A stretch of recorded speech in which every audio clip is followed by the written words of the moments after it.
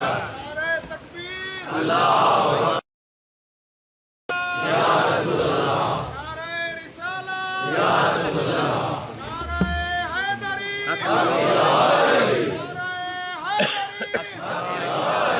ٹھیک ہے ٹھیک ہے، اللہم صلی کچھ رکھ دیجیے.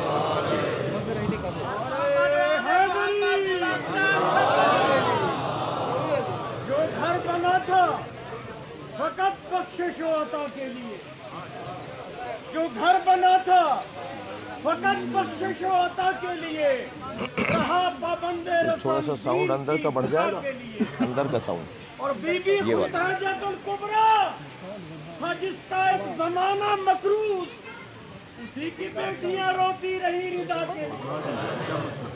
فاتحہ. بسم اللہ الرحمن الرحیم. الحمد للہ رب العالمین الرحمن الرحیم مالک یوم الدین. ایاک نعبد و ایاک نستعین اهدنا الصراط المستقیم صراط الذین انعمت علیہم غیر المغضوب علیہم ولا الضالین. اللهم صل علی محمد وآل محمد. اعوذ باللہ من الشیطان الرجیم. بسم اللہ الرحمن الرحیم. الحمد للہ الذی لا یبلغ مدحته القائلون ولا يحصي نعماءه العادون ولا يعدي حقه المجتهدون الذي ليس لصفته حد محدود ولا نعت موجود ولا وقت معدود ولا أجل ممدود فطر الخلائق بقدرته ونشر الرياح برحمته. الصلاة والسلام على الرسول المسدد المصطفى العمجد المحمود الأحمد سيدنا ومولانا ومولى الكونين جد الحسن والحسين عاني أبا القاسم محمد.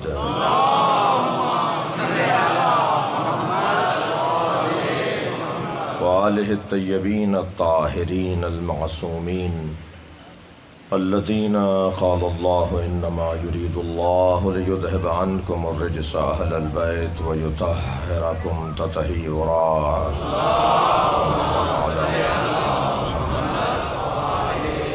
ولعنة الله على أعدائهم أجمعين من يوم عداوتهم إلى قيام يوم الدين. أما بعد، قال الحكيم في قرآن الكريم.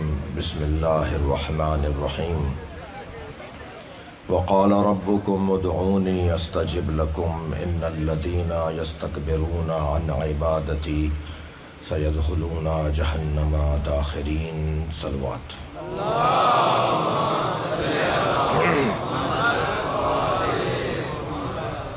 بانی مجلس اعزاز جناب کوریجا صاحب اور ان کے برادران، حاضرین مجلس اور اس آبادی کے رہائشی تمام مسلمانوں کی حاجات کی برابری کے لیے بلند تر صلوات پڑھیں گے.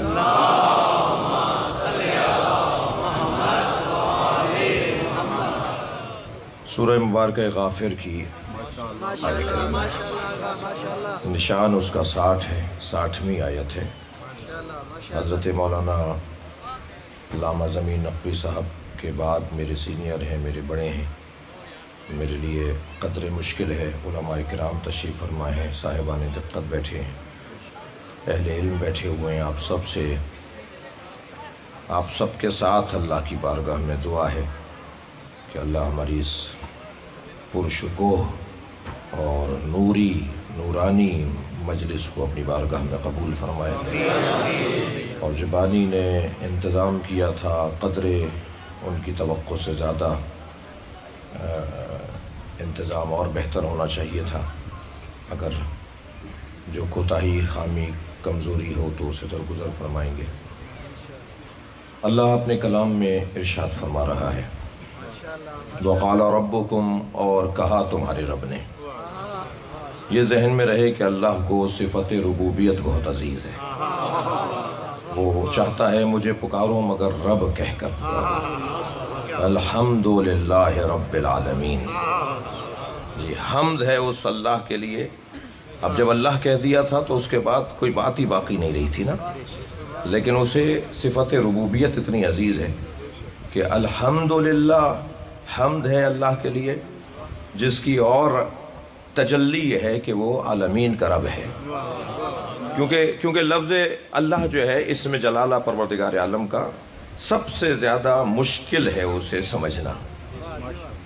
لفظ اللہ کو سمجھنا سب سے زیادہ مشکل ہے. پھر اللہ میں بھی اگر ہو جائے تو اور مشکل ہے. وہ آخری ہا اگر آ جائے، ہوا، قل ہو اللہ احد، یہ جو ہوا ہے نا، ہو جسے اولیاء الہی ہو کہہ کے یاد کرتے ہیں، یہ اور زیادہ مشکل ہو جائے گا. خود لفظ اللہ اسم جلالہ پروردگار جو مستجمع جمعی صفات ہے، تمام صفات الہیہ کا اگر ایک جگہ پر دم، طاقت، توانائی، قدرت بنائی جائے تو اسے لفظ اللہ کہتے ہیں. تو اسم جلالہ پروردگار میرا مجمع سنی مجمع بھی ہے الحمدللہ، اور ہم سب مشترکہ طور پر بیٹھے ہوئے ہیں. اور یہ بھی طے ہے کہ مجلس اعزا امام حسین کی شیعوں کی ملکیت نہیں ہے، شیعہ امام حسین کے ذکر کے مالک نہیں ہیں، شیعہ امام حسین کی مجلس کے عزاداری کے مالک نہیں ہیں، نوکر ہیں. اور نوکروں کو اوقات میں رہنا چاہیے. جی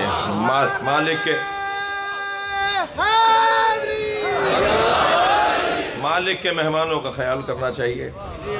تو جو بھی مجلس اعزا میں آ کے بیٹھے گا وہ چاہے کوئی بھی ہو، سنی تو ویسے ہی ہماری جان ہے.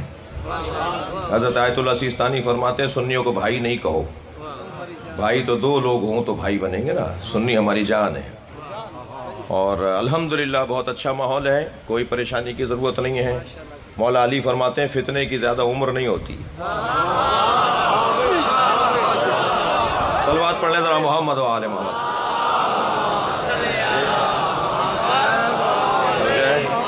اس سے بہتر اور بلند صلوات نبی کی ذات.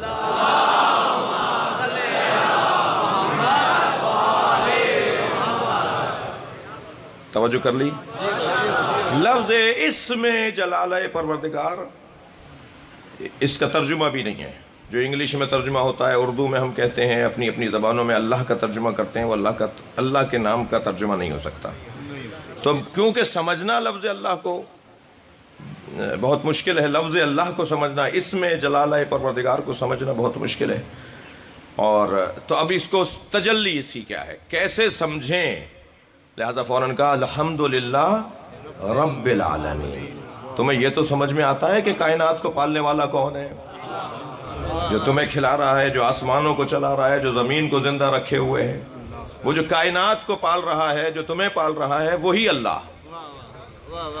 رب کی جو صفت ہے.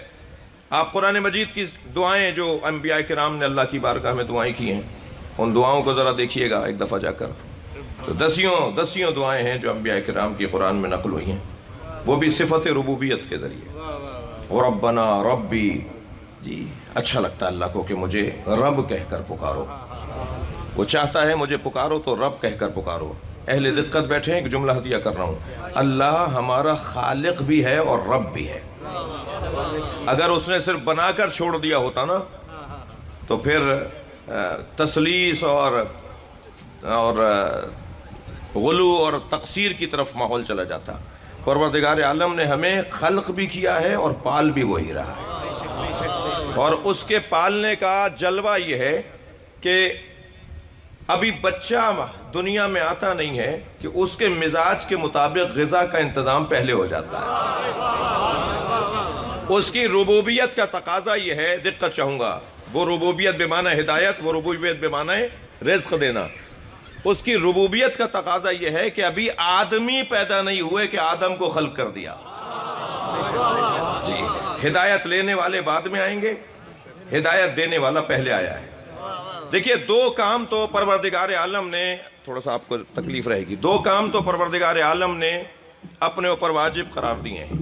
دو واجب اللہ نے اپنے اوپر واجب کیے ہیں.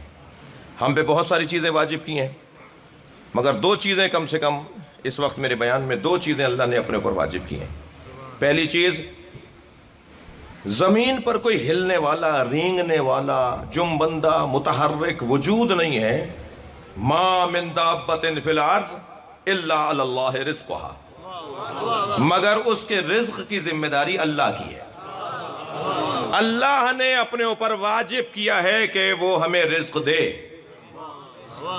اگر ہلنے والا کوئی وجود ہے، متحرک کوئی وجود ہے، تو قرآن کہہ رہا ہے کہ رزق کی ذمہ داری اللہ پر ہے۔ اب عجیب بات نہیں ہے کہ رزق کی ذمہ داری اس نے لی تھی، لوگ خود ڈھونڈنے نکلے۔ اطاعت کی ذمہ داری ہم پر ڈالی تھی، ہم نے اس پہ چھوڑ دی کہ اللہ معاف کر دے گا۔ تو اللہ کا کام یہ ہے کہ وہ ہمیں رزق عطا کرے۔ دوسرا واجب جو اس نے اپنے اوپر رکھا وہ ہے ہدایت۔ انا علینا للہدا، مجھ اللہ پر واجب ہے کہ میں تمہیں ہدایت دوں۔ انی جاعل فی الارض خلیفہ، مجھ پر لازم ہے کہ میں زمین پر، محاوراتی بات کر رہا ہوں، زمین پر خلیفہ قرار دینا اللہ کا کام ہے۔ انی جاعلک للناس اماما، اے ابراہیم میں تمہیں لوگوں کا امام بنا رہا ہوں۔ اگر کوئی میرا بزرگ ایک مرتبہ کہہ دے کہ یہ کام میرا ہے تو احتیاط کا تقاضا نہیں ہے کہ مجھے کرنے سے پہلے اس سے پوچھ لینا چاہیے؟ وہ قرآن میں 10 جگہ کہہ رہا ہے کہ ہدایت دینا میری ذمہ داری ہے، تو ہادی بنانے سے پہلے ڈر کر نہیں بیٹھی ہے، خلیفہ بنانے سے پہلے کیا یہ حق نہیں تھا کہ پوچھ لیا جائے اللہ تو کسے ہمارے لیے ہادی قرار دے رہا ہے؟ دوسری ذمہ داری ہدایت کی اللہ کی، ہدایت کی ذمہ داری اللہ کی۔ اب وہ جو ربوبیت کے تقاضے ہیں وہ انتہائی سنگین ہیں، انتہائی حسین ہیں۔ اس ذات کردگار نے ہمیں پالنے کا وعدہ کیا ہے۔ 2 ہی بچے کا نعرہ اسلام کا نعرہ نہیں ہے، 2 ہی بچے اچھے کا نعرہ اسلام کا نعرہ نہیں ہے۔ کیوں بھائی 2 بچے؟ کیوں 2 ہی بچے؟ کہنے لگے جی پلیں گے کہاں سے، کھلاؤں گا کہاں سے، ان کی پرورش اور ان کی زندگی کے تقاضے کہاں سے پورے کروں گا؟ یہ جو جملہ کہہ رہا ہو نا تو اس کو آپ ایک موٹا سا جواب یہ دیا کیجئے کہ تمہیں کس نے پالا ہے؟ تمہارے آباء و اجداد کو کس نے پالا ہے؟ کیا رزق تم خود ڈھونڈ کر لاتے ہو یا رزق دینے والا اللہ ہے؟ جب اللہ ہے تو پھر وہی تمہاری اولاد کو پالے گا۔ ہاں یہ ضرور سوچو کہ تم بچوں کی تربیت کیسے کرو گے۔ اگر تربیت نہیں کر سکتے ہو تو 1 بھی زیادہ ہے، اور اگر تربیت کر سکتے ہو تو 15 بھی کم ہے۔ یہ کیا بات ہوئی کہ جی 2 ہی بچے اچھے؟ میں انتہائی مبارک سماعتوں کو ایک جملہ ہدیہ کر رہا ہوں۔ عزیزان گرامی، اگر 2 ہی بچے اچھے کا نعرہ قبول کر لیا جائے تو ابو طالب کے 4تھے بیٹے کو علی کہتے ہیں۔ ہمیں علی نصیب نہیں ہو۔ صلوات پڑھیں گے محمد و آل محمد۔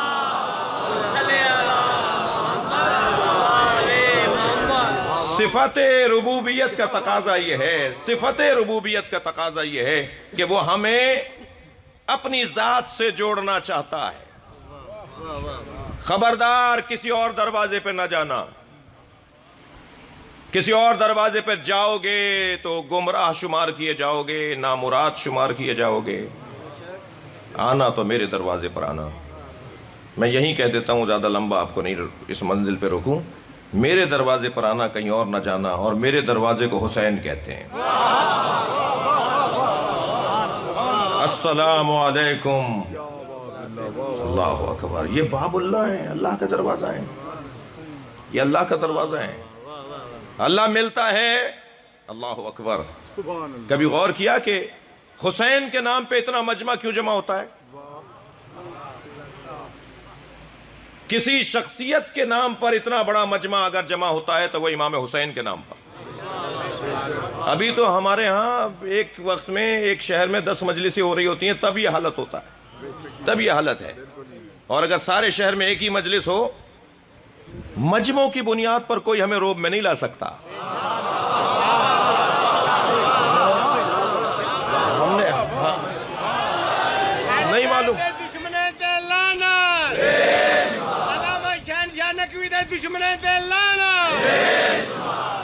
ہم تو آپ کو دعوت دی گئی، کوئی کارڈ چھاپا گیا تھا، ہمارے امجد بھائی نے کوئی کارڈ چھاپا تھا، بس ایک اعلان ہوا تھا کہ مجلس ہوگی اور لوگ آتے چلے گئے۔ یہی کیفیت پوری دنیا میں ہے، ہر جگہ ہے جی۔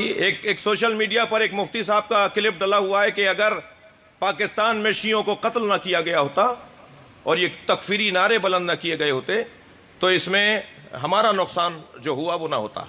اپنے لیے کہنے لگے 70 سال پہلے، 50 سال پہلے، 40 سال پہلے آسٹریلیا میں، کینیڈا میں، لندن میں، امریکہ میں امام بارگاہ ہی نہیں تھا. تم نے پاکستان میں انہیں اتنا مارا یہ پوری دنیا میں پھیل گئے. ہمارا کوئی نقصان نہیں ہوا، ہمارا کوئی نقصان نہیں ہوا. ہمیں تو سمجھ لے اگر کوئی تو ڈبل پی ایچ ڈی ہو جائے. ہمارے تو خلق و خو ہی کچھ اور ہے. ہم جس گھڑے سے پانی پیتے ہیں اس کا ذائقہ ہی کچھ اور ہے.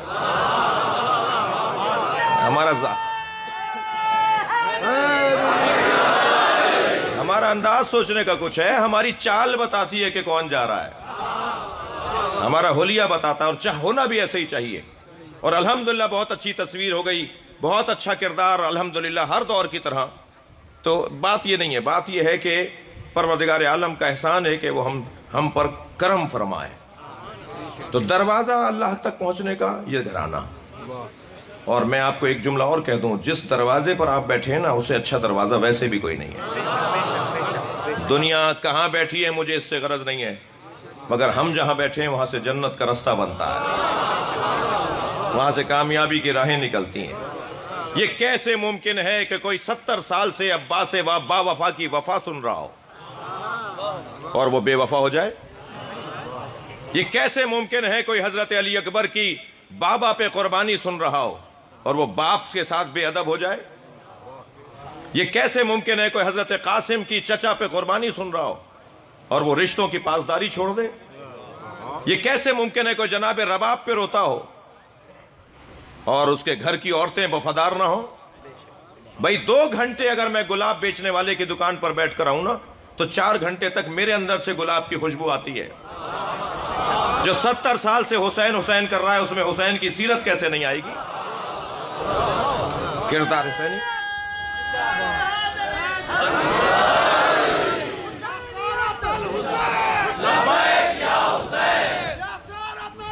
مل کے جواب دیا. توجہ کر لیا آپ نے؟ اللہ چاہتا یہ ہے کہ مجھ سے تمہارا تعلق جڑا رہے، اور اللہ سے صحیح تعلق اگر ہے تو وہ اس گھرانے کے ذریعے. یہ واسطہ فیض الہی ہیں، یہ یہاں سے بھی جڑے ہوئے ہیں اور وہاں سے بھی جڑے ہوئے ہیں. اور وسیلہ کہتے ہی اسے ہیں کہ جو 2 طرفوں سے جڑا ہوا ہو. جو ایک طرف کا ہو وہ وسیلہ نہیں ہو سکتا. ان کا تعلق یہاں سے بھی ہے اور وہاں سے بھی ہے. جملہ ہدیہ کر دوں، یہاں سے تعلق کو بشریت کہتے ہیں اور وہاں سے تعلق کو نورانیت کہتے ہیں. یہ خاکی بشر نہیں ہے، نوری بشر ہے. اور وہاں سے تعلق یہ ہے کہ وہاں کے احکامات یہاں لاتے ہیں، اور یہاں سے تعلق ہے کہ یہاں کے حاجات وہاں لے جاتے ہیں. ہم ان کے دروازے پر آ کر جب اپنی حاجت کو رکھتے ہیں تو ہمیں یہ یقین ہے کہ پروردگار عالم ان کی سنتا ہے، کیونکہ یہ مقرب درگاہ ہے. میرے مولا ایک رستے سے گزر رہے ہیں، مولا امام جعفر صادق علیہ السلام.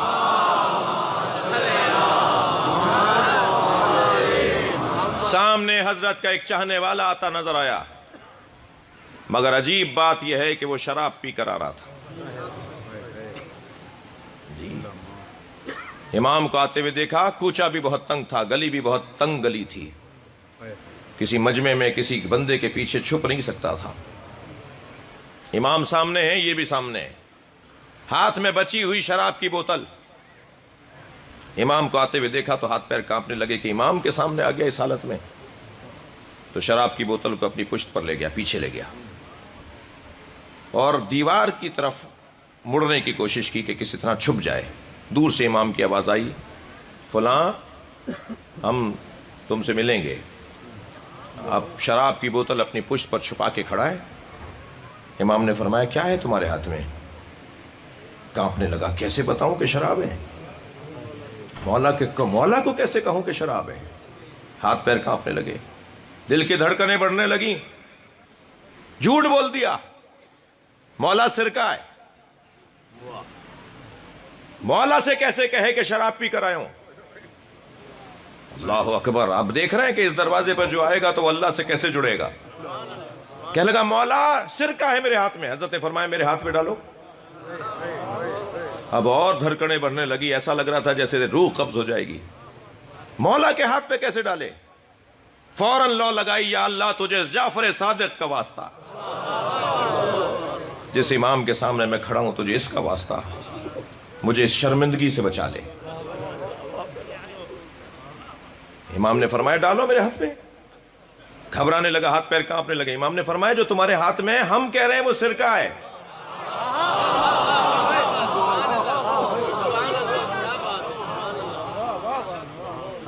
میں ان لوگوں سے مخاطب ہوں، میں کوئی تشویق معصیت کرنے کے لیے ممبر پر نہیں آ سکتا کہ گناہوں کے کوئی حوصلہ افزائی کروں، گناہ گاروں کو حوصلہ بخشوں، نہیں، مگر گناہ گاروں کو مایوس کرنا بھی اس ممبر کا کام نہیں ہے۔ اگر کوئی گناہ ہو گیا ہے، کوئی خطا ہو گئی ہے، کوئی غلطی ہو گئی ہے، نہیں ہونا چاہیے، بھئی غلطی ہے تبھی تو چھپ کے کر رہے ہو۔ اگر صحیح بات ہوتی، عبادت ہوتی، کام صحیح ہوتا تو سب کے سامنے کرتے نا۔ یہ مخفی کرنا اپنے کام کو بتا رہا ہے کہ ہم پشیمان ہیں، نادم ہیں، یہ اچھا کام نہیں ہے۔ اللہ اکبر، تھکے بیٹھے تو نہیں ہیں؟ ایک بہت بڑا نام ہے حضرت آیت اللہ محمد حسین بروجردی علی اللہ مقامہ۔ جی، حرم حضرت معصومہ میں بالائے سر کی طرف جب جائیں گے، مسجد اعظم کی طرف جب آپ رخ کریں گے تو وہاں حضرت آیت اللہ بروجردی کی قبر ہے، مزار ہے۔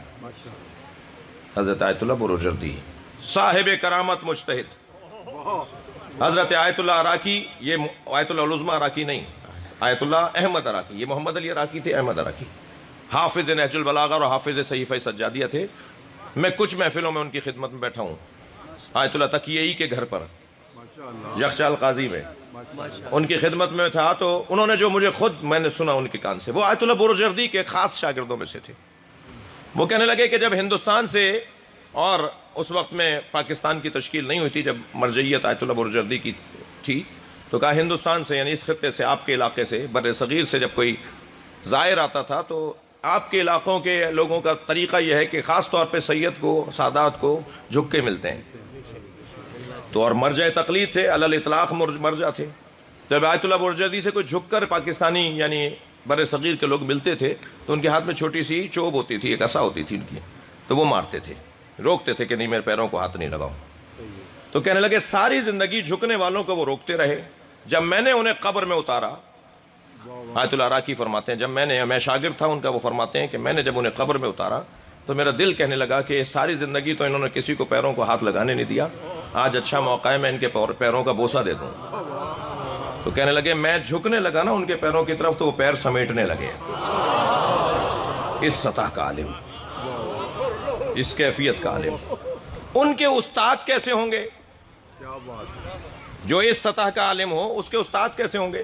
اچھا، اسی میں وہ آیت اللہ عراقی فرما رہے ہیں جب میں تلقین پڑھنے لگا، وہ فرماتے ہیں تو مجھے آواز آنے لگی کہ کوئی میرے ساتھ پڑھ رہا ہے۔ کہنے لگا فرمان لگے میں قسم کھا کے کہتا ہوں کہ میرا ذہن یہ کہہ رہا تھا کہ باہر کھڑے ہوئے لوگ جو قبر کے باہر کھڑے ہیں ان میں سے کوئی ساتھ میرے پڑھ رہا ہے، دوہرا رہا ہے، لیکن میری توجہ ہوئی کہ وہ خود میرے ساتھ پڑھ رہے تھے۔ آیت اللہ بروجردی خود میرے ساتھ جملے دوہرا رہے تھے۔ اس سطح کے صاحبان کرامت لوگ، ان کا استاد کیسا ہوگا؟ ان کے استاد کا نام ہے آیت اللہ قشقائی، اصفہان کے اور قشقا کے رہنے والے آیت اللہ قشقائی۔ 40 سال تک موسیقار گٹار بجاتے ہیں، تار بجاتے ہیں، گاتے ہیں، بجاتے ہیں، ڈھول بجاتے ہیں، مجمع جمع کرتے ہیں، گانا سناتے ہیں، سکے مل جاتے ہیں، چوروں پہ چوکوں پر چاراہوں پر کھڑے ہو کر کچھ موسیقی کا اظہار کرتے ہیں، کوئی تعلق دین سے نہیں، دور دور تک کوئی تعلق شریعت سے نہیں۔ وہ تار ٹوٹ گیا جو تار بجا بجا کے گانا گاتے ہیں، گٹار کا تار ٹوٹ گیا، روزگار ہی بند ہو گیا۔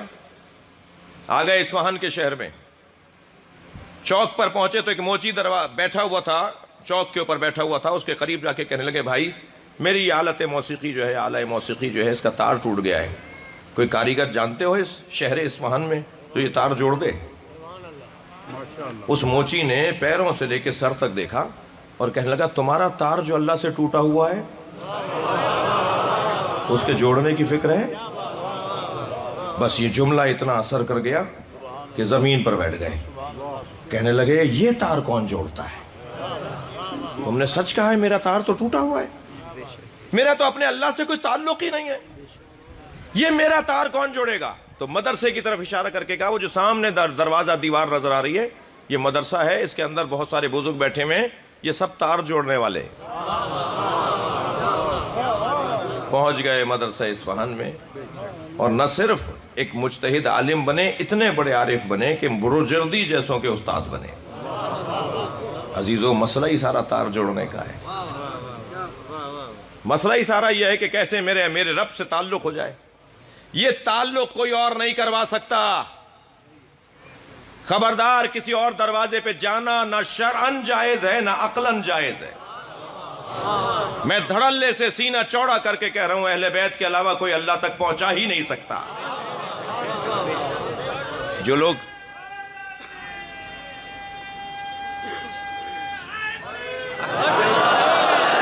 میں بڑے اطمینان کے ساتھ یہ جملہ آپ کی خدمت میں عرض کروں، اگر کوئی آپ کو یہ کہتا ہوا نظر آئے کہ ہمیں ڈائریکٹ اللہ سے بات کرنی چاہیے، ہم وسیلے کو نہیں مانتے، ہمیں اللہ کی مدد چاہیے اور اللہ ہی سے بات کرنی چاہیے، وسیلے کی کوئی ضرورت نہیں ہے، تو میں آپ سے گزارش کروں گا، پہلا سوال تو اس سے یہ کیا کریں، تم نے اپنا چہرہ آئینے میں دیکھا ہے؟ تمہاری حیثیت ہے کہ تم ڈائریکٹ اللہ سے بات کرو؟ اور اگر وہ کوئی قرآن کا حافظ ہو اور یہ آیت پڑھ کر سنا دے کہ الیس اللہ بکاف عبدہ، اے میرے بندے کیا اللہ تیرے لیے کافی نہیں ہے، تو اسے ایک جواب تو یہ دیجیے گا کہ ایک آیت پڑھ کر عقیدہ نہیں بنتا ہے، پورا قرآن پڑھنے کے بعد عقیدہ بنے گا۔ ہاں یہ آیت موجود ہے، مگر اسی قرآن کے اندر یہ آیت بھی موجود ہے، قل رب ادخلنی مدخل صدق واخرجنی مخرج صدق، اے میرے حبیب مجھ سے یہ دعا مانگو کہ یا اللہ مجھے ہر کام میں سچائی کے ساتھ داخلہ عطا فرما، سچائی کے ساتھ خارجہ عطا فرما، وجعلنی من لدنک سلطانا نصیرا، اور اپنی جانب سے مجھے مضبوط مددگار عطا فرما۔ بتاؤ وہ مددگار کون ہے؟ وہ کون ہے کہ جس کو اللہ اپنے حبیب سے کہہ رہا ہے مجھ سے مانگو؟ اگر اب تک کسی کو سمجھ میں نہیں آیا ہے تو ہم مجلس اسی لیے کر رہے ہیں کہ سمجھائیں علی کیا ہے۔ یہ وہ ذات ہے کہ جو اللہ تک، میرے مولا نبی کا فرمان، یا علی ما عرف اللہ الا انا وانتا، اللہ کو کوئی نہیں جانتا، کوئی حق معرفت ادا نہیں کر سکتا مگر میرے اور تمہارے۔ وما عرفنی، اور کوئی مجھے نہیں پہچانتا، الا اللہ وانتا، سوائے اللہ کے اور سوائے اللہ کے اور تمہارے علاوہ مجھے کوئی نہیں جانتا۔ اور آخری جملہ ما عرفکا یا ما عرفکا، کلاہما صحیح کہتے ہیں بعض بزرگ، ما عرفکا الا اللہ وانا، اور علی تمہیں کوئی جان ہی نہیں سکتا سوائے اللہ کے اور میرے۔ یہ بحث ختم کیجئے کہ وہ مقصر ہے اور وہ غالی ہے۔ غالی کی بھی تعریف آ گئی ہے، بہار الانوار میں علامہ مجلسی نے لکھ دی ہے روایت، اور مقصر کے بارے میں بھی، ہم سب اہل بیت کی بارگاہ میں قاصر ہیں، قاصر اور ہے مقصر اور ہے، ہمیں جرأت ہی نہیں ہے، ہمارے اندر توانائی نہیں ہے کہ ہم اہل بیت کے فضائل کا حق ادا کر سکیں، ان کے پہچاننے کا دعویٰ کریں۔ ہماری مثال تو میرے عزیزوں، میرے بچوں، جوانوں یہ ہے کہ جیسے سمندر کے کنارے کوئی کھڑے ہو کر سمندر کی تعریفیں کرے، اسے کیا پتا اس کی گہرائی کیا ہے، اسے کیا پتا اس کی وسعتیں کیا ہیں، اسے کیا پتا اس میں کیا کیا جواہرات پائے جاتے ہیں۔ ہماری مثال تو ایسی ہے۔ البتہ یہ بھی ذہن میں رہے کہ جو پہلے سے بیمار ہوتے ہیں وہ سمندر پہ جا کر شفا یاب نہیں ہوتے، بلکہ ان کی بیماریوں میں اور اضافہ ہو جاتا ہے۔ تو بہت سارے لوگوں کو فضائل اہل بیت سے شفا نہیں ملتی۔ صلوات پڑھیں ذرا محمد و آل محمد۔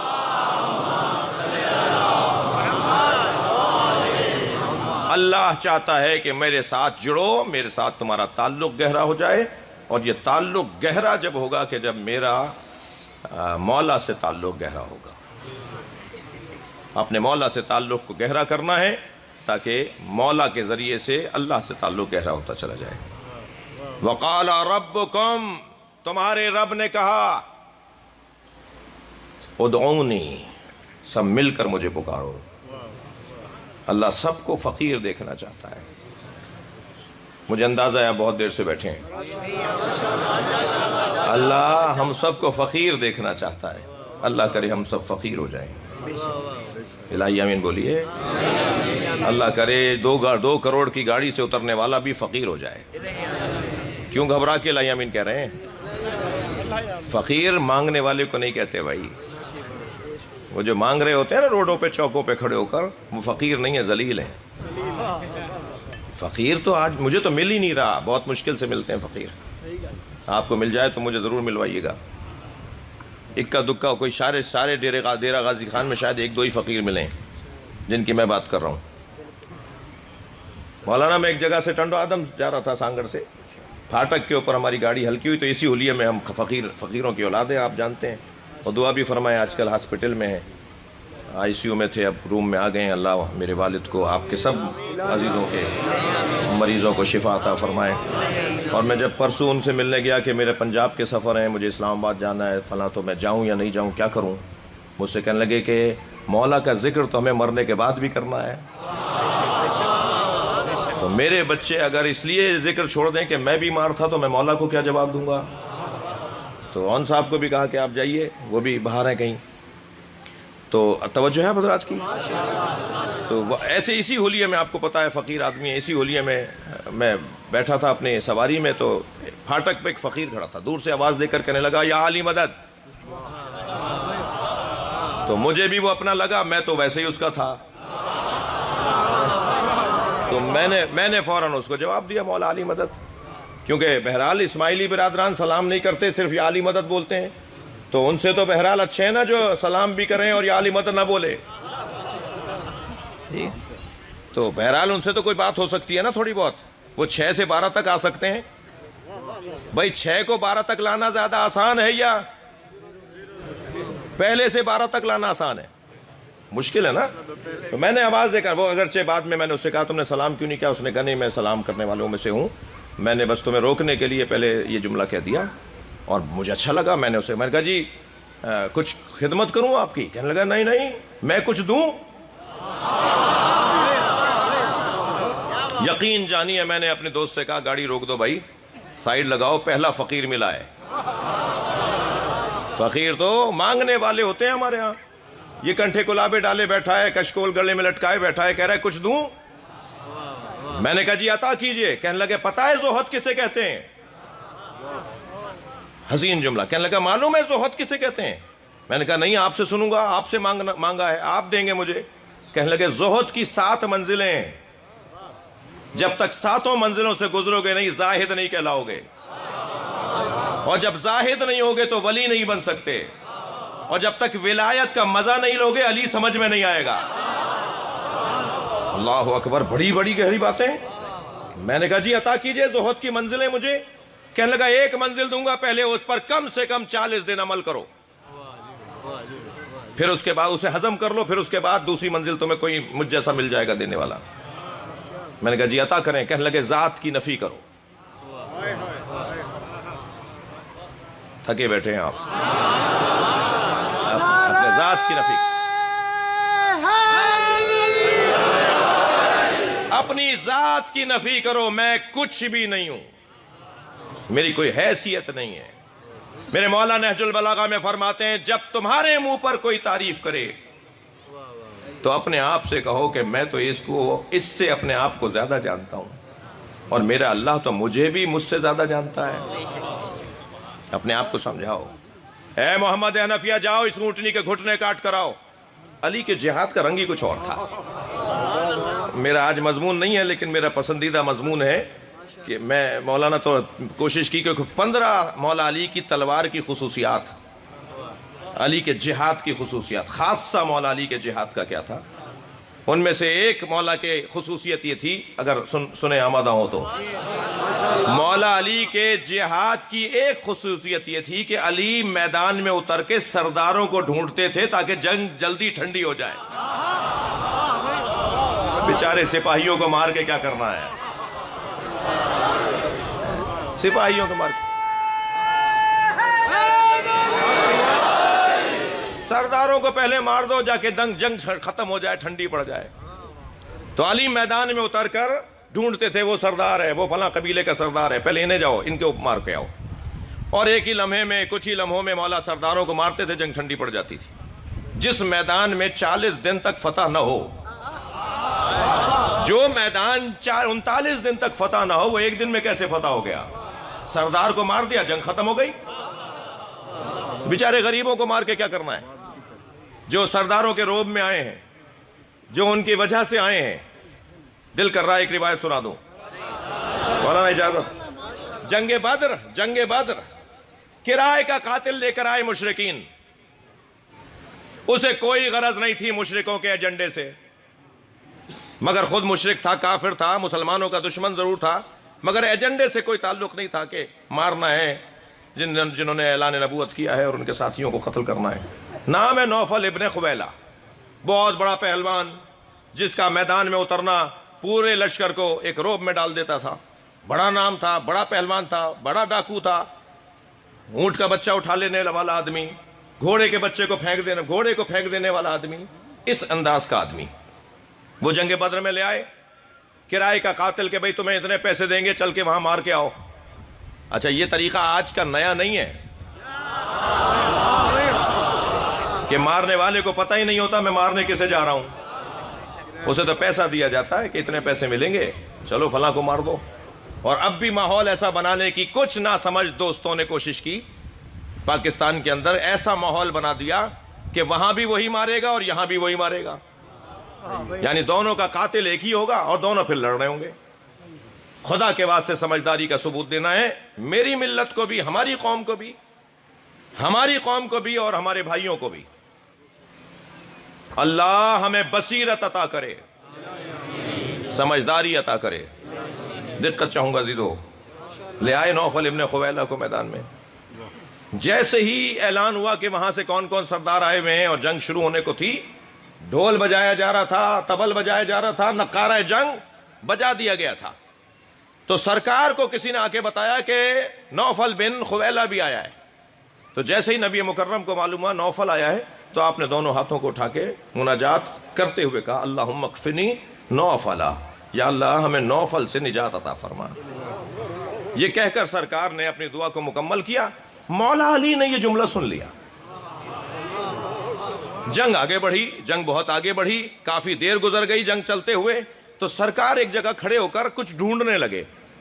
تو کسی صحابی نے پوچھا یا رسول اللہ آپ کیا ڈھونڈ رہے ہیں؟ فرمانے لگے من لے علم بنوفلا، کسی کو نوفل کے بارے میں خبر ہے کہ وہ کہاں ہے؟ تو دور سے مولا علی کی آواز آئی یا رسول اللہ میں نے اسی وقت مار دیا تھا.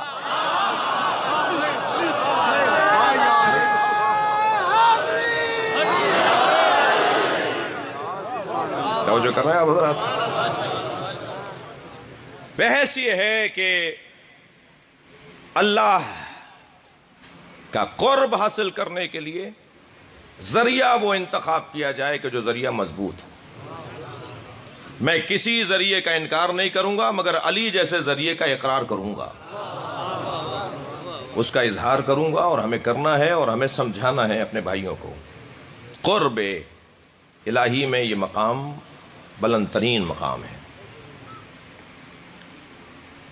باب سنن کے اندر ہمارے بھائیوں کے یہاں ایک حدیث ہے کہ من اخلص للہ 40 یوما، جس نے 40 دن تک اللہ کی خاطر زندگی گزاری، اس کا بولنا، اس کا سننا، اس کا بیٹھنا، اس کا اٹھنا، آنا جانا، مسکرانا، ناراض ہونا، ہر کام اللہ کے لیے، زیادہ بھی نہیں، 40 دن. تو معصوم ارشاد فرماتے ہیں کہ اللہ کہہ رہا ہے، یہ حدیث قدسی ہے، کہ اس کا ہاتھ اللہ کا ہاتھ ہو جائے گا، اس کی زبان اللہ کی زبان ہو جائے گی، جی، اس کی آنکھیں اللہ کی آنکھیں ہو جائیں گی. تو ہم نے ایک بزرگ سے کہا کہ یہ حدیث تو آپ کے ہاں بھی موجود ہے، ہمارے عزیزوں کے ہاں بھی موجود ہے، ہمارے بھائیوں کے ہاں بھی موجود ہے. کہہ لیں ہاں جی یہ موجود ہے. ہم نے کہا جی 40 دن تک میں اور آپ اگر محنت کریں تو ہمارا ہاتھ ید اللہ ہو جائے، ہماری زبان لسان اللہ ہو جائے. کوئی ایک لمحہ تو بتائیے علی کی زندگی کا جو اللہ کی خاطر نہ گزرا ہو. یہ اللہ کی خاطر ہی تو زندگی گزری ہے، تبھی تو اتنی دشمنیاں ہوئی ہیں. ورنہ مولا کیوں مخالفت لیتے؟ علی کے بچوں کو کاٹ دیا، نسلوں کو، علی کے اولادوں کو، علی کو جگہ جگہ قتل کر دیا. کس وجہ سے؟ اس لیے کہ علی نے ان کے بڑوں کو مارا تھا. اور علی کو یہ غرض نہیں میرے مولا کو کہ میں جسے مار رہا ہوں ان کے بچے میرے بچوں کے ساتھ کیا کریں گے، بلکہ علی کو تو یہ غرض ہے کہ میرا اللہ کیا چاہتا ہے. اور یقین جانی عزیزان گرامی، جتنا مولا علی سے دشمنی کا اظہار طول تاریخ میں کیا گیا، کسی اور سے اس کا عشیر بھی کیا جاتا تو اس کا نام تک مٹ گیا ہوتا. हुकूमतों ने पैसा खर्च किया अली का नाम छुपाने के लिए। दरबारों से उठा दिया जाता था जिसका नाम अली हसन हुसैन होता था। अदालतों में गवाहियां कबूल नहीं होती थी जिसका नाम अहले बैत के नाम पर होता था।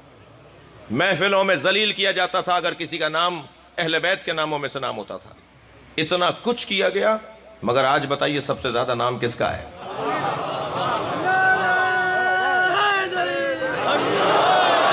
कभी गौर किया हजरत अब्बास बाबुल हवाइज क्यों हैं? जो अपनी जात की नफी करे उसे अल्लाह बाबुल हवाइज बना देता है। जो 34 साल तक करबला का इंतजार कर रहा हो, बाब मसाइब में नहीं हूं लेकिन मिसाल दे रहा हूं कि कुर्ब इलाही, और यही दलील है कि हम इनसे जुड़े हुए। जो 34 साल तक करबला का इंतजार करे, और करबला का इंतजार करते हुए जब करबला पहुंच जाए तो इमाम हुसैन फरमाए हमें पहल नहीं करनी, और जब 9 मुहर्रम को पहल हो जाए, ये बयान अल्लामा नक्कन साहब का है जो मैं भी कह रहा हूं, अल्लाह उनकी मगफिरत फरमाए। जब 9 मुहर्रम को पहल हो जाए तो नक्कन साहब फरमाते हैं जितने खुश अब्बास उस दिन उस लम्हे नजर आए, इससे पहले अब्बास के चेहरे पे ऐसी बशाशत नहीं थी। मौला से आकर कहा मौला पहल हो गई, जवाब दूं? फरमाया जाओ एक रात की मोहलत लेकर आओ। हजरत अली अकबर को भेज देते, मौला हुसैन ने हजरत हबीब इब्न मज़ाहिर को भेज दिया होता, मगर क्यों अब्बास को भेज रहे हैं? आज ऐसे ही मौला अब्बास का रोजा करबला में हुसैन के रोजे के बराबर नहीं है, बराबर के 2 रोजे हैं। कोई करबला जाता है ना तो जैसा हुसैन का रोजा ऐसा अब्बास का रोजा, ये मकाम ऐसे ही नहीं मिला है। ये बाबुल हुसैन जो मौला अब्बास करार पाए, हुसैन बाबुल्लाह और हुसैन का दरवाजा अब्बास, ये अपनी जात की नफी करने की वजह से। खुदा के वास्ते मैं अपने बच्चों और जवानों से कह रहा हूं, कल खैरपुर में चौधरी साजिद साहब की बरसी कल शाम रात को पढ़ी। पूरे डिस्ट्रिक्ट खैरपुर के सियासतदान, अहले सुन्नत, शख्सियात, नून लीग, पीटीआई और पीपल्स पार्टी और कौन कौन दुनिया जहान के लोग आए हुए थे। वहां भी मैंने एक जुमला कहा, यहां भी दिल कर रहा है वो जुमला कह दो। अजीजान गिरामी, 2 लोगों को तो वैसे ही अली का नाम नहीं लेना चाहिए। 2 लोगों को या अली नहीं बोलना चाहिए या अली मदद नहीं बोलना चाहिए, अली अली नहीं करना चाहिए। एक बुज़दिल को, एक कंजूस को। क्या ताल्लुक, क्या ताल्लुक है उसका मौला अली से जो कंजूस हो? क्या ताल्लुक है उसका मौला अली से? हक नहीं है उसे अली कहने का जो बुज़दिल हो। ना बुज़दिल का अली से कोई ताल्लुक है, ना कंजूस का अली से कोई ताल्लुक है। अली का नाम इंसान को आली बनाता है, यह जिक्र इंसान को बुलंद कर रहा होता है। मुझे वो सुन्नी बड़ा अच्छा लगता है जो लाखों शियों में हाथ बांध के नमाज पढ़ता है। करबला मोहल्ला में, मशहद मुकद्दस में, हरम हजरत मासूमा में, लाखों शियों में वो हाथ बांध के नमाज पढ़ता है। वल्लाह मुझे अच्छा लगता है 2 बातों की वजह से।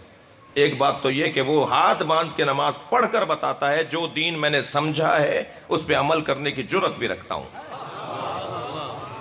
दूसरा पैगाम मुझे देता है, खबरदार शियों से डरना नहीं, ये मारते नहीं है। लाखों शियों में भी अगर अकेले होगे कुछ नहीं होगा। ये आपकी बेहतरीन तस्वीर है जो अहले बैत के जिक्र ने अता की है। तवज्जो किया आपने? मगर मुझे वो शिया बहुत अजीब लगता है कि जो जब चाहता है हाथ बांध लेता है।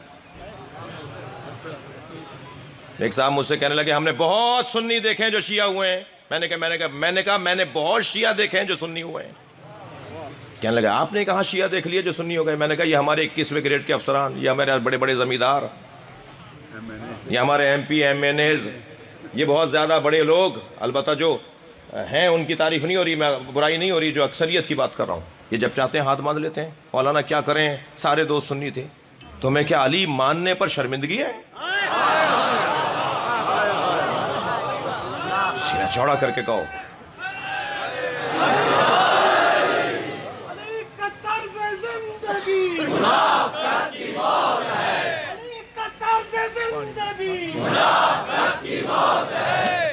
हमारी दरसगाह मिलकर जवाब दीजिए। हमारी दरसगाह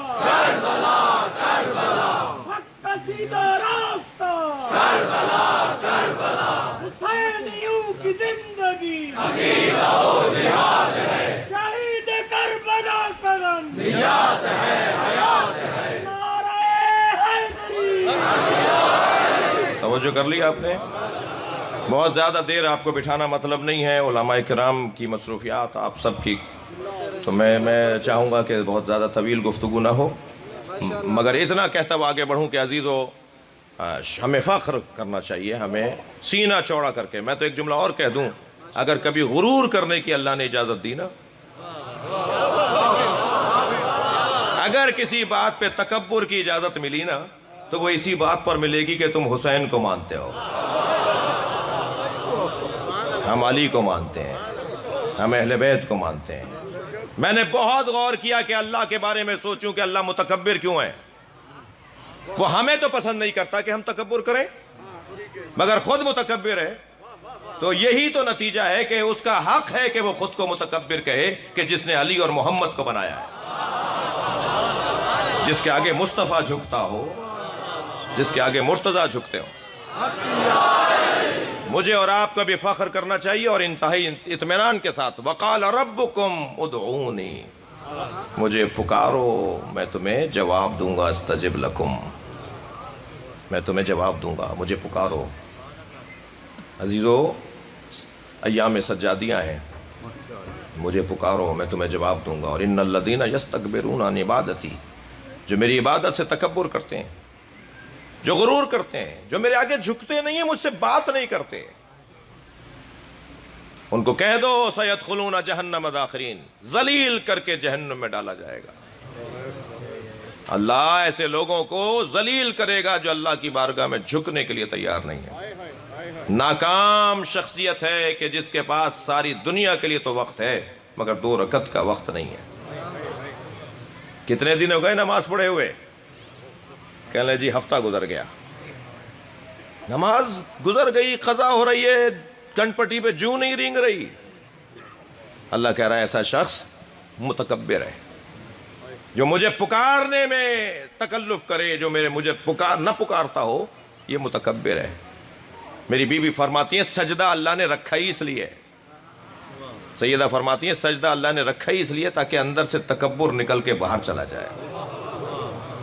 میرے مولا علی سے کسی نے پوچھا یا علی قیام ایک، رکوع ایک، ہر رکعت میں سجدے 2 کیوں ہیں؟ دقت ہے؟ ہر رکعت میں قیام ایک، ہر رکعت میں رکوع ایک، سجدہ بھی ایک کر کے اٹھ جاتے ہیں، ہر رکعت کے اندر 2 سجدے کیوں ہیں؟ میرے مولا نے فرمایا تم نے قرآن کی آیت نہیں پڑھی؟ منہا خلقناکم وفیہا نعیدکم ومنہا خلقناکم تارۃ اخری۔ پہلا سجدہ یاد دلاتا ہے اسی مٹی سے بنے ہو، دوسرا سجدہ یاد دلاتا ہے اسی مٹی میں واپس جاؤ گے۔ یہ 2 سجدے اللہ نے اس لیے رکھے ہیں کہ تمہیں ولادت بھی یاد رہے، موت بھی یاد رہے۔ خاک پر سر رکھو گے تو یاد آئے گا نا۔ اور کوئی دلیل چاہیے سجدہ کے لیے؟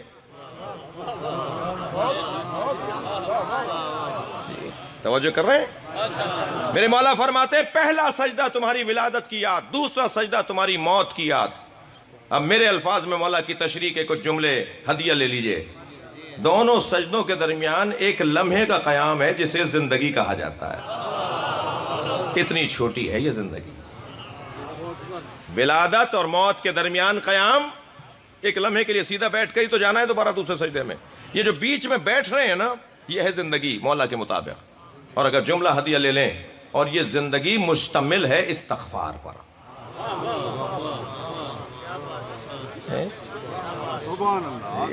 ایک سجدے سے اٹھیں گے، دوسرے سجدے میں جاتے ہوئے اتنی دیر تک کیا پڑھنا ہے؟ استغفار۔ زندگی یعنی استغفار۔ سرکار کو اللہ نے جب سب کچھ دے دیا تب کہا اذا جاء نصر اللہ والفتح ورأیت الناس يدخلون فی دین اللہ افواجا فسبح بحمد ربک واستغفرہ۔ سب کچھ دینے کے بعد کہا کہ استغفار کرو۔ استغفار سے کوئی تعلق گناہ کا نہیں ہے۔ گناہگاروں کو استغفار کی دعوت نہیں دی جاتی، ورنہ اللہ اپنے حبیب کو نہ کہتا۔ استغفار اپنے رب سے رابطے کو کہا جاتا ہے۔ جب نعمتیں بڑھ جائیں تو رابطہ بڑھاؤ۔ شاید کوئی بات ہو کسی بچے کے لیے، یہ سورہ جب نازل ہوا ہے جب سرکار کو اللہ نے سب کچھ دے دیا، جب مجھے نعمتیں ملنا شروع ہو جائیں، نعمتیں بڑھنا شروع ہو جائیں، جیسے جیسے نعمتیں بڑھتی چلی جائیں ایسے ایسے میرا استغفار بڑھنا چاہیے۔ ضرورت ہی بڑے لوگوں کو ہے، ضرورت ہی زیادہ بڑے لوگوں کو ہے۔ بڑے سے مراد جو پیسے میں بڑا ہو، شہرت میں بڑا ہو، کرسی میں بڑا ہو۔ بیگم ساجدہ نیّر، مجھے نہیں معلوم اس وقت وہ کیسی ہیں، وزارت زراعت کی وزیر تھیں پنجاب کی، وزیر زراعت تھیں پنجاب کی، مومنہ خاتون میرے ساتھ حج پہ تھیں۔ جب مزدلفہ کے اندر ہم کنکریاں بین رہے تھے نا، تو میں ان کے قریب سے گزرتے ہوئے میں نے پوچھا کیسا لگ رہا ہے بیوی؟ کہنے لگی اللہ ناک رگڑوا رہا ہے۔ ہم یہ کہاں کرتے ہیں یہ کام جو یہاں کروایا جا رہا ہے ہم سے؟ مٹی پر بیٹھے ہوئے کنکریاں بین رہے ہیں، بچے بھی نہیں کرتے آج کل یہ کام۔ کہنے لگا اللہ خوب ہمیں ذلیل کر رہا ہے، خوب ناک رگڑ رہا ہے۔ کہنے لگے مولانا میں واپس جا کر پنجاب اسمبلی کے بعد، یہاں کیونکہ پنجاب اسمبلی کی ممبر تھیں، وزیر تھیں، کہنے لگے باہر جا کر، وہاں جا کر میں اسمبلی کے باہر 3 ستون بنواؤں گی اور تمام اراکین اسمبلی سے کہیں گے پہلے ان 3 ستونوں کو پتھر مار کر اندر آؤ۔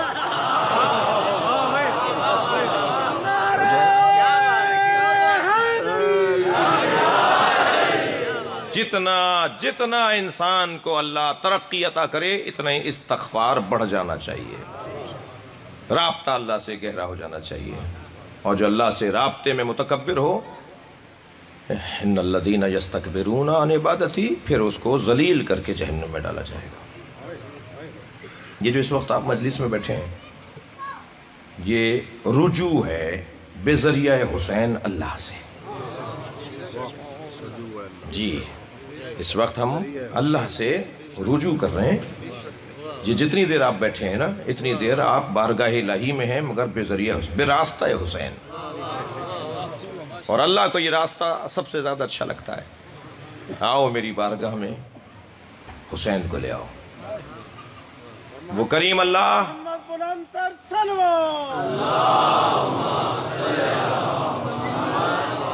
وہ کریم اللہ حسین کو بہت عزیز رکھتا ہے، وہ سب کچھ حسین کے نام پر دینے کو تیار ہے۔ باوضو ہو کر بیٹھے، خلوص نیت کے ساتھ بیٹھے، دل کی طہارت کے ساتھ مجلس میں آ کے بیٹھے، اور جب مجلس میں آ کے بیٹھے اور آنکھ سے آنسو ٹپکے اور روتے ہوئے چہرے کے ساتھ، بہتے ہوئے آنسوؤں کے ساتھ ایک لمحے کے لیے اپنے اوپر غور کر لیا، یا اللہ آئندہ وہ نہیں کروں گا۔ ہر ایک کا اپنا بت ہے، ہر ایک نے اپنا بت علیحدہ بنایا ہوا ہے۔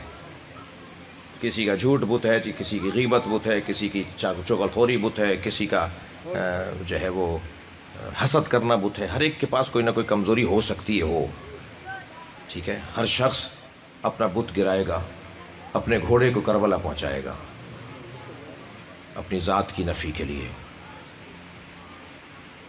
جب آنکھ سے آنسو ٹپک رہا ہو اور ہائے حسین یا حسین کے الفاظ زبان پر جاری ہو رہے ہوں تو اللہ کو یہ منظر بڑا اچھا لگتا ہے۔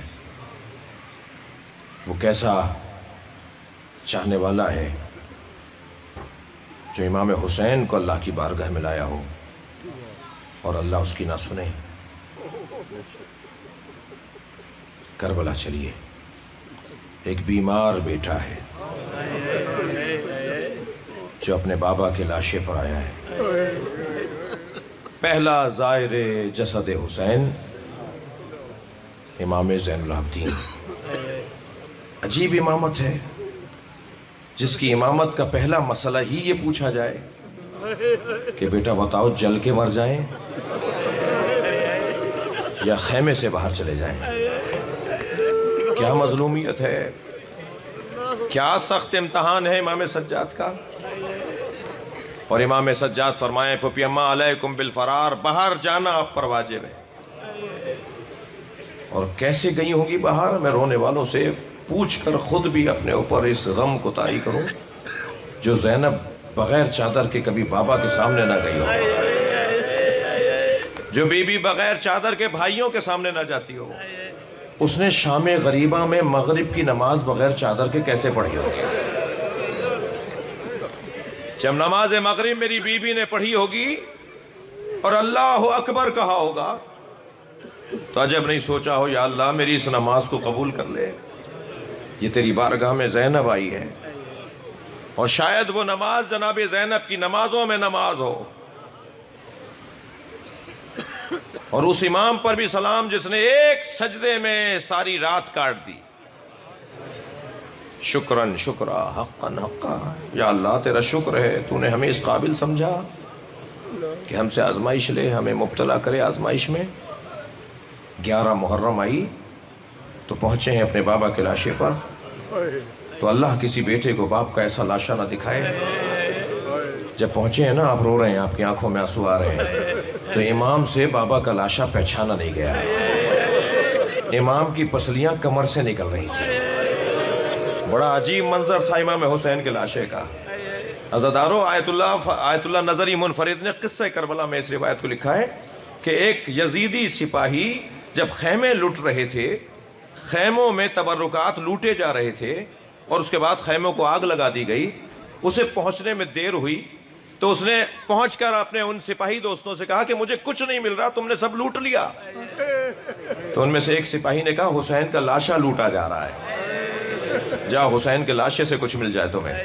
کہتا ہے میں جب حسین کے لاشے پر پہنچا تو وہاں بھی سب لٹ چکا تھا۔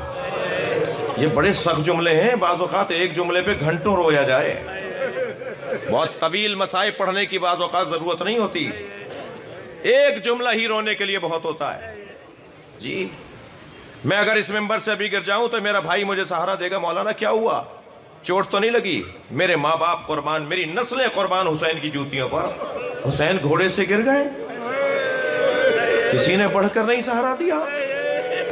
وہ ذوالجناح زمین پر لیٹ گیا تھا کہ کسی طرح دوبارہ بیٹھ جائیے، میں آپ کو کہیں اور لے جاؤں، مگر حسین مظلوم کے بدن مبارک میں سکت نہیں تھی کہ دوبارہ گھوڑے پر بیٹھتے۔ وہ جا نہیں رہا تھا حسین کو چھوڑ کے، لاشے کے گرد، بدن کے گرد چکر کاٹ رہا تھا، سپاہیوں کو قریب آنے سے روک رہا تھا۔ حسین مولا، اللہ اکبر۔ ایک اور جملہ، ایک بزرگ عالم دین آیت اللہ شیرازی یا حضرت آیت اللہ حائری، وہ حرم معصوم میں بیٹھے مصائب سن رہے ہیں، ذاکر نے ایک جملہ کہا جس میں انہوں نے چیخیں مار مار کے گریہ کیا، اور پھر 3 گھنٹے تک بے ہوش رہے، اور وہ جملہ یہ تھا کہ آواز دی گئی زینب کو دربار میں لایا جائے۔ اجرکم اللہ۔ بعض اوقات گریہ کے لیے، بعض اوقات رونے کے لیے ایک جملہ بہت ہوتا ہے۔ کہتا ہے میں جب پہنچا حسین کے لاشے پر تو حسین کا لاشا لٹ چکا تھا، کوئی امامہ لے جا چکا تھا، کوئی عبا لے جا چکا تھا، کوئی نالینیں اتار کے لے گیا تھا۔ کہتا ہے حسین کے بدن پر کچھ نظر نہیں آ رہا تھا سوائے ایک پھٹے ہوئے کرتے کے، جسے حسین نے خود، میرے مولا نے خود کئی جگہ سے چاک کیا، تار کیا، اس کو پھاڑا امام نے۔ کہنے لگا میں نے دیکھا تو محسوس کیا کہ اس کرتے کی کوئی قیمت نہیں ملے گی، تو میں حسین کے بدن سے کرتا نہ اتاروں۔ میں جانے لگا تو ایک دم توجہ ہوئی کہ حسین نے کرتا روکنے کے لیے کمر میں پٹکا باندھا ہوا ہے۔ میں نے جب اس پٹکے کو دیکھا جو حسین کی کمر میں بندھا ہوا تھا تو مجھے خیال آیا کہ اس پٹکے کی قیمت مل جائے گی۔ کہتا ہے کہ میں جب حسین کے برابر میں بیٹھا، آیت اللہ نظری منفرد نے لکھے ہیں یہ مصائب، جب میں حسین کے جسد کے بدن کے برابر میں بیٹھا تو دیکھا کہ حسین نے 2 گراہیں لگائی ہوئی ہیں، اس پٹکے میں 2 گرہیں لگائی ہوئی ہیں۔ کہنے لگا میں نے گرہ کھولنا چاہی تو حسین کا ہاتھ اٹھنے لگا، کہنے لگا مجھے ایک روب ستاری ہونے لگا، میں گھبرانے لگا، مگر میں نے جلدی کیا کہ کسی طرح سے گرہ کھل جائے۔ حسین کا ہاتھ اس گرہ پر آ گیا۔ میں نے بہت چاہا کہ حسین کا ہاتھ اٹھاؤں مگر ہاتھ اٹھتا نہیں تھا۔ میں نے پوری طاقت سے حسین کا ہاتھ گرہ سے ہٹانا چاہا، وہ ہاتھ ہٹ نہیں رہا تھا۔ تو سنیں گے عزادارو کیا کہتا ہے؟ وہ کہتا ہے میں نے خنجر نکال کر حسین کا ہاتھ کاٹ دیا۔ اجرکم اللہ، اجرکم اللہ۔ آپ کی آوازیں بلند ہیں، مولا آپ کو اجر و ثواب عطا فرمائے۔ وہ کہتا ہے کہ جب حسین کا ہاتھ کٹ گیا تو پھر میں نے گرہ کھولنا چاہی تو حسین کا دوسرا ہاتھ گرہ پر آ گیا۔ سنیں گے عزادارو، وہ کہتا ہے میں نے دوسرا ہاتھ بھی کاٹ دیا۔ میں ان رونے والوں سے سوال کرتا ہوں زینب نے کیسے دیکھا ہوگا؟ میری بی بی سکینہ نے بابا کا یہ حال کیسے دیکھا ہوگا؟ امام سجاد، اجرکم اللہ، اجرکم اللہ۔ آپ کی آوازیں بلند ہیں، جب بلند آواز سے آپ روتے ہیں تو امام جعفر صادق دعا دیتے ہیں، یا اللہ یہ ہمارے عمر کو زندہ کر رہے ہیں، یہ احیاء امر امامت کر رہے ہیں، جب پہنچے ہیں امام سجاد بابا کے لاشے پر تو لاشا پہچانا نہیں گیا. جناب زینب نے دیکھا کہ زین العابدین کا حال متغیر ہو رہا ہے. مولا کے چہرے کا رنگ تبدیل ہو رہا تھا. بی بی نے خود کو سواری سے گرا دیا. امام چند قدم آگے بڑھے, پھوپھی کو سہارا دیا. فرمایا زین العابدین یہ تمہارا کیا حال ہے؟ فرمایا پھوپھی اماں ذرا 2 قدم آگے آئیے اور بابا کا لاشا دیکھیے. تھکیں گے نہیں عزاداروں, مجھے 2-3 منزلیں لینی ہے.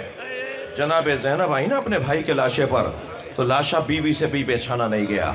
تو ایک جملہ کہا انت اخی زینب, کیا تم ہو حسین زینب کے بھائی؟ اور پھر مدینے کی طرف رخ کر کے نانا کو سلام کیا اور پھر بندھے ہوئے ہاتھوں سے بھائی کا لاشا اٹھایا اور آواز دے کر کہا اللہم تقبل منا ھذا القربان, یا اللہ ہم سے یہ قربانی قبول کر لے, ہمارے پاس حسین سے بڑھ کر دینے کو کچھ نہیں تھا. عزادارو رو لیے, گریہ ہو گیا.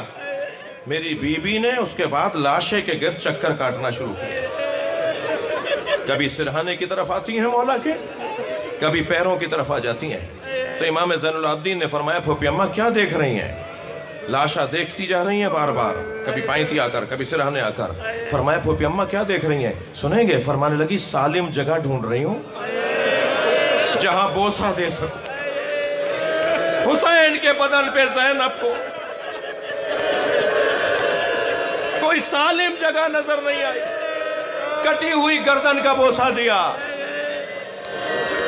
پھر بیٹھ گئیں اپنے بھائی کے بدن کے برابر میں. اجرکم اللہ, اجرکم اللہ, اجرکم اللہ. بیٹھ گئیں اپنے بھائی کے بدن کے برابر میں اور زار و قطار رونے لگیں.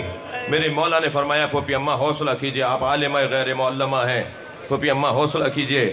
جناب زینب نے فرمایا زین العابدین دیکھ رہے ہو میرے بھائی حسین کے بدن پہ دھوپ آ گئی ہے, میرے بھائی کے بدن پہ کربلا کی دھوپ آ گئی ہے. اے سید سجاد, منہج الدموع میں یہ واقعہ, اے سید سجاد میں کمسن تھی اپنے گھر, کچھ دیر کے بعد میری توجہ ہوئی کہ سارے صحن میں دھوپ آ گئی ہے مگر میرے اوپر سایہ ہے. تو مجھے تعجب ہونے لگا کہ یہ سایہ کیسا ہے. تو میں نے پہلو بدل کے دیکھا تو یہی بھائی تھا جو چادر پکڑے کھڑا تھا کہ کہیں میری بہن زینب پہ دھوپ نہ آئے. اب بتاؤ یہ زینب کہاں جائے؟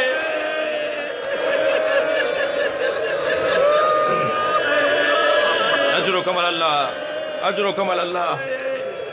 عزادارو جلدی نہیں ہے, مجھے 1 منزل اور لینے دیجئے. اللہ آپ کو آنسو عطا کرے. مجلس عزا میں جو کسی کو رونا نہ آ رہا ہو نا تو برابر میں بیٹھے روتے ہوئے عزادار کے ساتھ دعا کریں کہ یا اللہ 1 آنسو حسین کے لیے دے دے. بڑی قیمت ہے ان آنسوؤں کی, جب مریں گے نا جب معلوم ہوگا. میرے مولا رضا فرماتے ہیں جو دنیا میں حسین پہ روئے گا آخرت میں اللہ اسے رونے نہیں دے گا.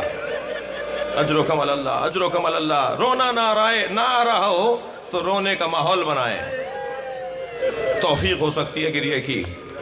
قافلہ کوفہ پہنچا, تھکیں گے نہیں.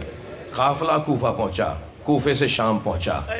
ابن ربی نامی شخص, اس روایت کو بھی آیت اللہ نظری منفرد نے لکھا ہے, ابن ربی نامی شخص مسافر خانے میں ٹھہرا ہوا ہے. سو رہا تھا کہ شادیانے بجنے کی آوازیں آئیں, ڈھول بج رہے ہیں, تاشے بج رہے ہیں, شہنائیاں بجائی جا رہی ہیں, رقص و طرب کی آوازیں آ رہی ہیں. کہنے لگا میں اپنے حجرے سے نکلا, برابر والے حجرے والے سے میں نے پوچھا کہ آج کسی عید کا دن تو نہیں ہے, یہ مسلمانوں کے آج کوئی تہوار کا دن تو نہیں ہے, یہ لوگ اس طرح سے رقص کیوں کر رہے ہیں, یہ خوشی کیوں منائی جا رہی ہے؟ تو اس مسافر نے کہا تمہیں نہیں پتا, کربلا میں ایک باغی نے خروج کیا تھا, حاکم شام یزید نے, اس کے لشکر نے اسے مار دیا اور ان کے کٹے ہوئے سر لائے ہیں اور اس کے خاندان کے لوگوں کو اسیر بنا کے لائے ہیں. تو اس جنگ کے جیتنے پر خوشی منائی جا رہی ہے. یہ ابن ربی کہتا ہے کہ مجھے سمجھ میں نہیں آ رہا تھا کہ یہ کون ہے جس نے کربلا میں بغاوت کی ہے. آخر کہتا ہے میں باہر نکلا اور بازار میں گیا جہاں قافلہ چل رہا تھا. نیزے کے انیوں پہ کٹے ہوئے سر تھے, کچھ عورتیں تھیں, کچھ بچیاں تھیں جن کو باندھا ہوا تھا.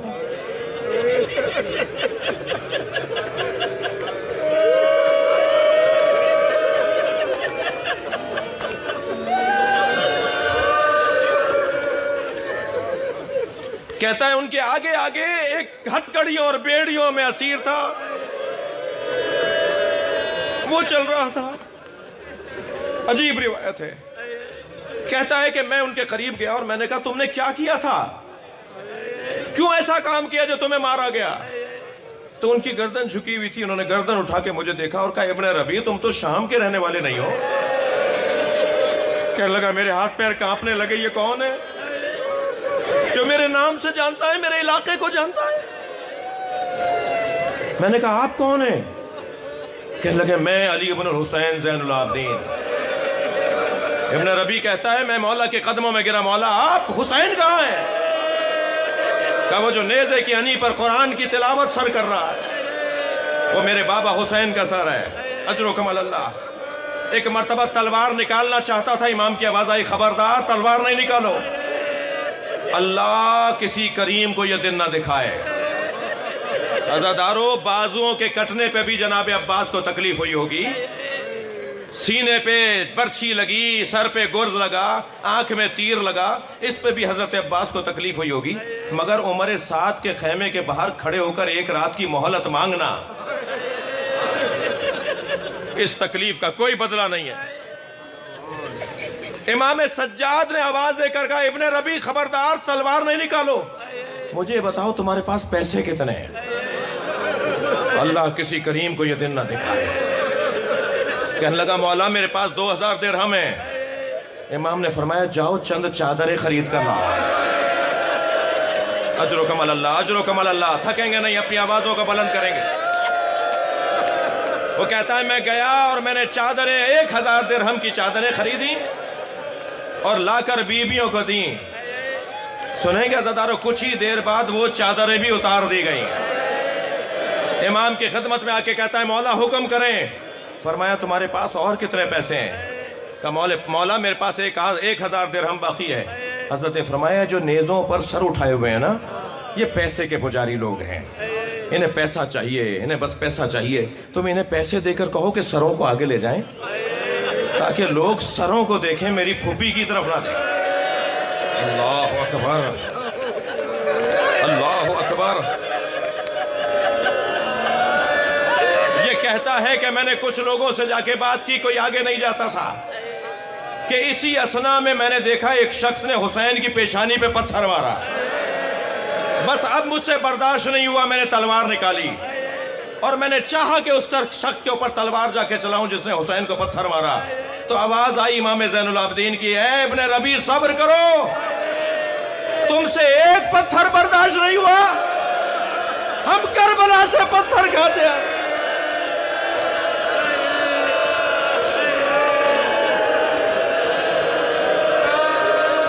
الا لعنت اللہ علی قوم الظالمین فسيعلم الذین ظلموا ای منقلب ينقلبون. یا اللہ ان آوازوں پر رحمت نازل فرما. دعا فرما. یا اللہ تجھے واسطہ ہے حسین مظلوم کا, امام زین العابدین کا, جتنے بھی مومنین مسلمین یہاں بیٹھے ہیں حاجات مند ہیں, یا اللہ ان کی حاجات کو پورا فرما, صاحب خانہ کی مشکلات کو دور فرما, ہم سب کی عاقبت بخیر فرما, امام زمانہ کے ظہور میں تعجیل فرما. ربنا آتنا فی الدنیا